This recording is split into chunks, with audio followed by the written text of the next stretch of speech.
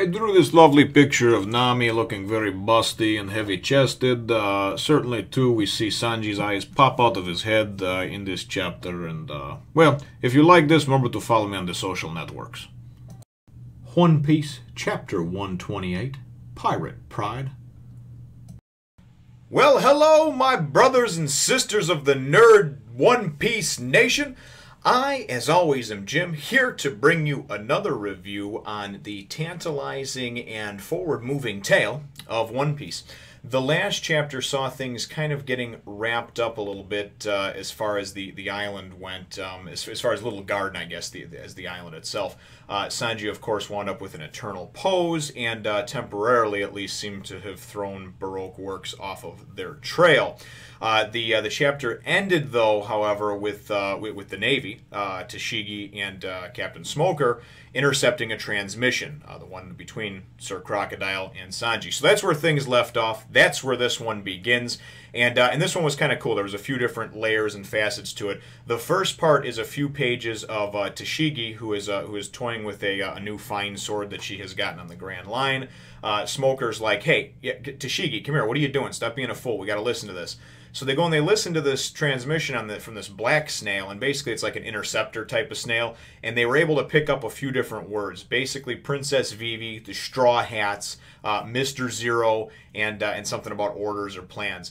So there's not a whole lot that they can deduce from that, but Tashigi goes and says, do you think this has anything to do with that Mr. 11, that mysterious swordsman that we captured back a while ago?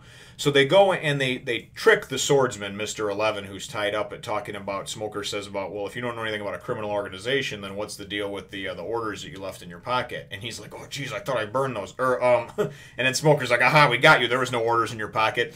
So they're able to basically pick up on that there's this evil criminal organization, there's the Straw Hats, and then they're able to find out that Princess Vivi is missing from Alabasta, from the Kingdom of Alabasta. So that's where they decide that they're going to set sail. Smoker tells Tashigi to call HQ and get them an eternal pose, so they can get to Alabasta. So we can assume that they are going to head that way, knowing that the Straw Hats, or thinking the Straw Hats are going that way, and that there's this criminal organization involved.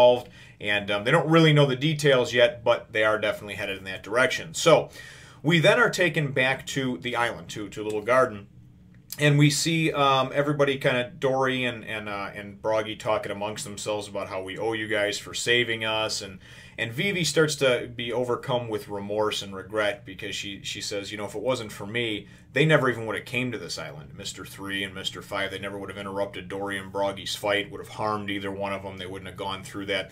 And but everyone reassures her, listen, it's okay. It's not like you meant to. It's no big deal, you know. And Nami is trying to comfort her, and basically everybody just tells her, chill out, man. Just don't worry about it. We just roll with the punches here in the Straw Hat crew, right? So it's kind of cool. Sanji comes toddling out of the woods. He's like, oh my God, great, I found you guys finally. And then Usopp's like, yeah, great. When we really need him, he's not here. And now that everything's done, all of a sudden he shows up like nothing's wrong. He's all pissed.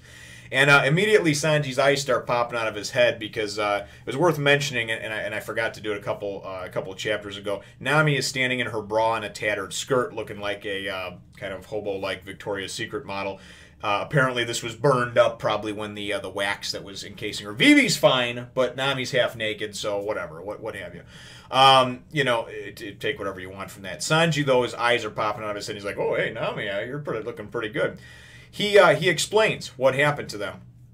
You know, he says, I had this conversation with Mr. Zero, and, you know, Vivi's like, really? You talked with Mr. Zero? And he says, yeah, and he thought I was Mr. 3. I told them that you guys were defeated, and so basically he thinks that, you know, there's no need to send anybody else. So temporarily, at least, we're good to go on the front of Baroque Works, not hunting us anymore at every turn, or so we think. What does wind up happening, though, is then they're like, but we're still stuck here, you know, and they ask the giants, you know, can't you guys do anything? And they're like, we can't even do anything about a log pose, you know, because they think they're going to be here for a year. And they're like, man, so we're going to be stuck here for all this time. And Vivi's obviously on a timetable. There's civil war breaking out amongst her country, her kingdom. So then Sanji goes and he says, no, we're not stuck here. I got this. And he's got the eternal pose, right? So Vivi jumps up and, I mean, just hugs him, and she's all over him. She's like, oh, my God, thank you. I was thinking we were going to be stuck here.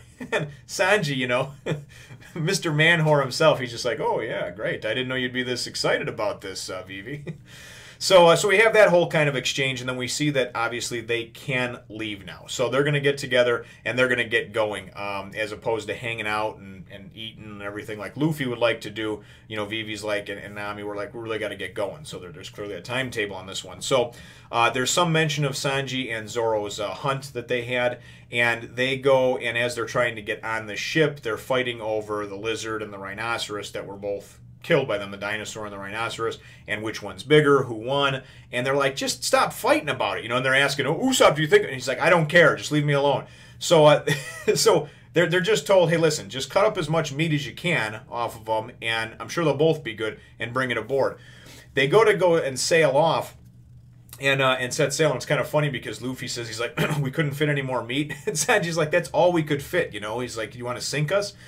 And in the meantime, it showed Dory and Broggy, and they said something about how, you know, we can't just let them, they're going off to the east, we can't just let our friends go off on their own, something to the effect of we kind of have to help them, and they both agree on that, you know, and usually they don't agree on things, they're always at the fighting, the 73,466 battles, or 67 battles, over 100 years, it has them constantly going at each other, so they both, he says, how are your wounds, and Dory says, I'll live, and they say, okay, well, we can't just let them, you know, go. Our weapons have had a long life of service, and this and that, and they basically make it sound like it's going to be the end for them at some point. So we see Luffy and them kind of sailing off a little bit, and then they go and Luffy sees the giants, and he says, oh, they came to say goodbye to us.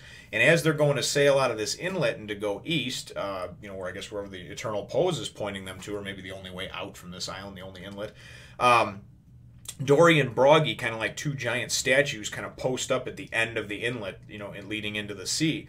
And they tell them, they say farewell, and, you know, they say their goodbyes, and they say, no matter what happens, just keep sailing and looking straight ahead, no matter what happens. And they're like, why? What's going on? Everybody's questioning it, and Luffy doesn't even question it. He knows they're honorable, and he just listens, and he says, okay, straight ahead, gotcha.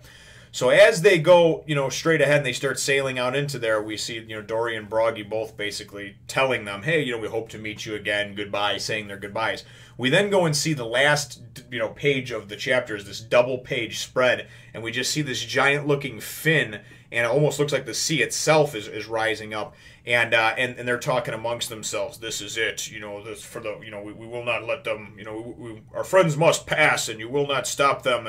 This is the command of the gods of Alabasta, that type of thing. And then one of them calls it the Island Eater.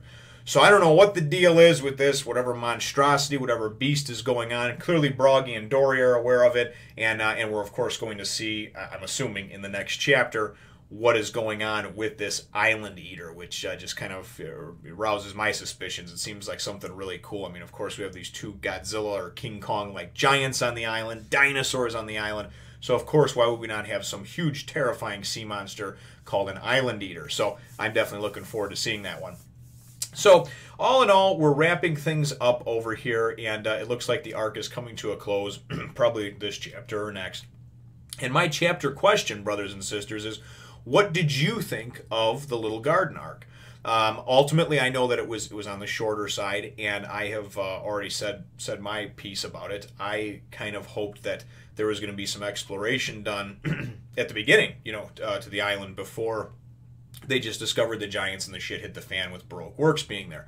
Just my personal take on it. No big deal. Maybe there'll be other islands that they'll explore more in depth, and there'll be cool, you know, things that they'll go and, you know, check out this cave or this legend or whatever. So I'm sure there's a ton ahead of me. But let me know what you think, brothers and sisters, in the comments down below. And feel free to hit the like button, the thumbs up if you think that I deserve it, and subscribe if you haven't done so already. We will look forward to catching you in the next one, nation. Remember, brothers and sisters, to share, subscribe, spread the word of the nation to others, and of course, if you like watching the videos, you know, watching them is always much appreciated. Have a nice day.